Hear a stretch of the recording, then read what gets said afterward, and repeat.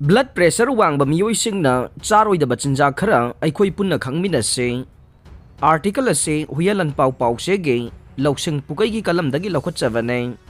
Malem gi miyoisingna khwaidagi hena mayoknaba hakchang gi problem sing gi manungda aikhoina BP wangba natragana nemba hairiba sisu amanne. Blood pressure na maram oiraga mara laijadraba miyoi kayagi punsi arembada manghankhre. Miyamna kaman oina blood pressure hairaga khangnariba hypertension na miyoi bagi punsi temsing na bangambana maram oiraga masidagi aikhoina yamna section gadabane. World Health Organization gi report matungina malemda leriba miyoi singi manungda miyoi billion 1.13 henbaromda hypertension lay. Masina maram oiraga thamoi brain kidney amasung atopa laina kaya nahalakna bagi achauba maram ama oiragle. Hypertension ase aikhoina numit khudingi chari thagliba chinjak amadi punsi mahingda hongdok hongjin tawduna manage tawbadi yagane. Hypertension laitana bahonabada aikhoina ka hena luba natragana wakhal ka hena khanjin ba yaba thabaksing tawdana bahonagadabane. Masina hypertension hanthanbada natana mental stress manage tawbasu ngamme. Amaromda aikhoina blood pressure yam toina check tawba amadi doctor singatana ba mathau tai. Aikhoina sigumba miyoi bagi punsibu temsingnaba blood pressure dagi ngakthoknaba natragana masagi oina BP wangna leriba miyoi singna charoidaba chinjak kharagi matangda aikhoi khangminase. Hairiba chinjak sing ase aikhoina kaman oina sizinariba chinjak singne. Masina BP leiba miyoi singi oina de khudong chadaba kaya thogalli haibane. Thum masi aikhoina nongmagi oina chariba ensangda khwaidagi hena maru oiba amane. Thum yaudaba chak ensang chabada aikhoina marek mahau thoonde adubu hypertension leiba miyoi singi oina de thum ka hena chasiloidabane. Karigumba aikhoina chak chaba matamda thumgi chang ka hena chasilabade hakchang manungda cheliba ida yauba isingi chang hengalakpaga loinana blood vessel wall singda ahenba sapu piba haurae.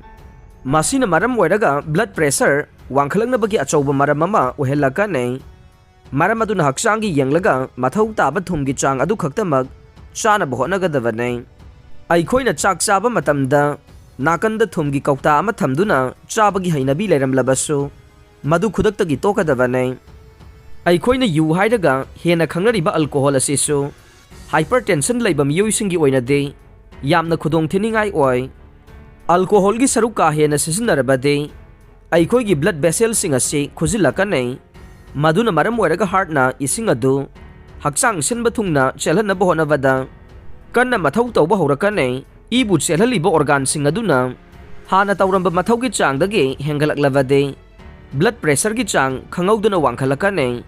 Maram aduna tungi da makhallaga aikhoina alcohol gi saruk sisinabagi chang hanthangadabane. Ngamlagana alcohol dagi matam pumbada lapthokna laina bohonagadabane.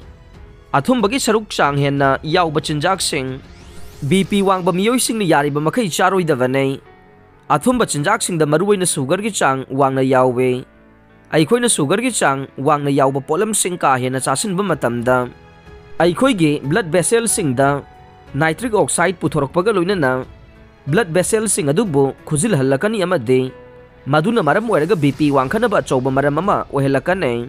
Masidagi ngakthoknabagi damak aikhoina sugar gi chang yamna yauba chinjak sing yariba makai chadana bohonagadabane. Khudakta chaba yaba chinjak sing haibade kaukta da haptuna yoliba natragana unda phamjilhalaba chinjak sing yariba makai charoidabane. Maramdi pot sing adubu matam sang liduna thamba yana bohonabada thum amadi hakchang da sokpa yaba machal kaya yansille. Chaba matam da hairiba matam kuina lidaba chinjak sing ase haurambadi yai adubu aikhoigi hakchang na mathau taba nutritional value sing adude phangba ngamloi. Maramdi matam sanga thamlakpana maram oiraga hakchang da kanaba piba yaba masal sing adu mangkhibanane masi hakchang da kanaba oide. Article ase reliable source da yumpham oiraga phongbane adubu masina medical professional singgi pautaki mahut sinna bohonabadi natte. Aroibada tabi riba pumnamakpu thagachare.